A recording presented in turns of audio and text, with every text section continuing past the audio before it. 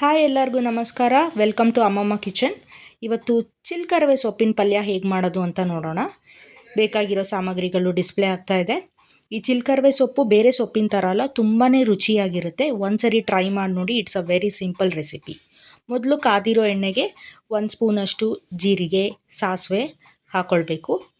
ಅದಾದಮೇಲೆ 1-2 ಮೆಣಸಿನ್ಕಾಯಿನ ತೊಗೊಂಡಿದ್ದೀನಿ ನಾನು. ಇಲ್ಲಿ ನಾನು ತೊಗೊಂಡಿರೋ ಸೊಪ್ಪಿನ ಕ್ವಾಂಟಿಟಿ ತುಂಬ ಜಾಸ್ತಿ ಇದೆ. ಆಲ್ಮೋಸ್ಟ್ ಒಂದು ಪೂರ್ತಿ ಕಟ್ಟಿನಷ್ಟು ನಾನು ಸೊಪ್ಪನ್ನ ತೊಗೊಂಡಿದ್ದೀನಿ. ಮೆಣಸಿನ್ಕಾಯಿ ಆದಮೇಲೆ 1 ಕಪ್ಪಷ್ಟು ಹೆಚ್ಕೊಂಡಿರೋ ಈರುಳ್ಳಿ ಹಾಕ್ಕೊಳ್ಳಿ. ಆಮೇಲೆ ಇದೆಲ್ಲ ಚೆನ್ನಾಗಿ ಬೇಯಬೇಕು. ಬೆಂದಾದಮೇಲೆ ಒಂದು ಸ್ವಲ್ಪ ಈರುಳ್ಳಿ ಲೈಟ್ ಪಿಂಕ್ ಆಗಿ ಟ್ರಾನ್ಸ್ಪರೆಂಟ್ ಆದಮೇಲೆ ಎಲ್ಲ ಸೊಪ್ಪನ್ನು ಹಾಕ್ಕೊಳ್ಳಿ.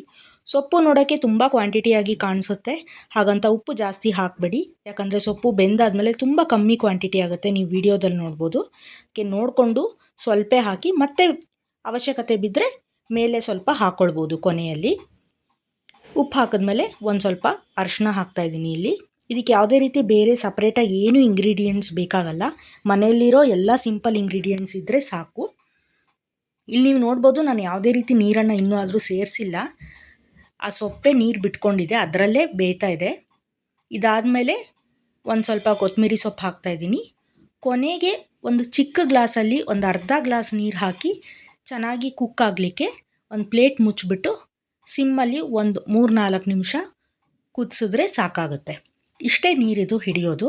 ಹೆಚ್ಚಿಗೆ ನೀರು ಹಾಕಿದ್ರೆ ಟೇಸ್ಟ್ ಬರಲ್ಲ, ಬಿಕಾಸ್ ಅದು ನೆಸಸರಿನೂ ಇಲ್ಲ. ನೋಡಿ, ನಮ್ಮ ಉತ್ತರ ಕರ್ನಾಟಕದಲ್ಲಿ ಈ ಸೊಪ್ಪಿನ ಪಲ್ಯ ತುಂಬಾ ಫೇಮಸ್ಸು. ರೊಟ್ಟಿ ಚಪಾತಿಗೆ ನಾವು ತಿಂತೀವಿ. ನಿಮಗೆ ರೆಸಿಪಿ ಇಷ್ಟ ಆಗಿದ್ದರೆ ದಯವಿಟ್ಟು ಟ್ರೈ ಮಾಡಿ. Thank you.